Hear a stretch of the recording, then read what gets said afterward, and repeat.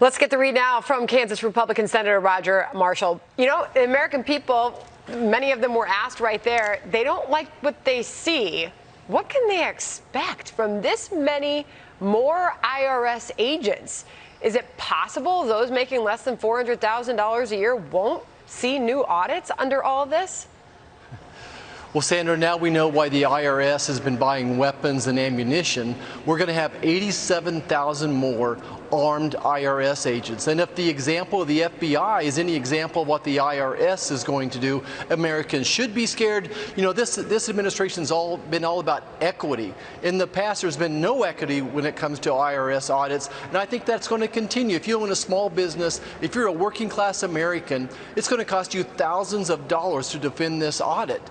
And it's not good for America. It's just one more thing for Americans to have to worry about. It's going to create just some concern and just an attitude of not wanting to expand or grow your business. Well, you saw in that exchange there with Karine Jean-Pierre and our own Peter Doocy at the White House. It happened just a short time ago.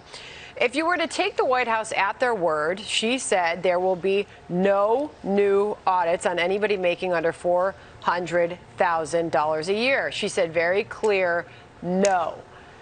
Okay, what are 80,000 new IRS agents going to be doing? Who are they targeting? Yeah, well, first of all, kudos to Peter Doocy for doing his job and making the government go on record. So I think that's great. We need to get him saying this 15 times. As we know, Joe Biden's lied to us in the past. I expect this to be a lie as well. In the past, they've targeted conservatives. And after you target the first 1,000 billionaires in America, what are the 80,000 agents going to do the rest of the day, the rest of the year? I think we can all expect to have more audits. You know, I think people have big questions when they see that this doesn't lower inflation by most economists' estimates. Perhaps Moody's, Mark Zandi, I guess, is making estimates. It'll bring down inflation a little bit.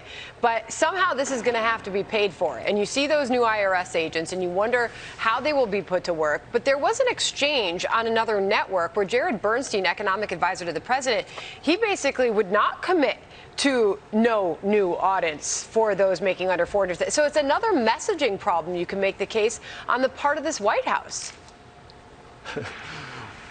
Well, certainly, this legislation is inflationary. You can mark my words that if you're going to raise corporation taxes, those are going to be passed on to Americans. It's going to target manufacturing, which is going to drive up the prices for cars and planes. Everything that's manufactured, the prices are going to go up. It's going to decrease the supply chain. There's new taxes on the oil and gas industry as well. This bill is inflationary, and yes, there's the only thing consistent about this White House is their inconsistent messaging.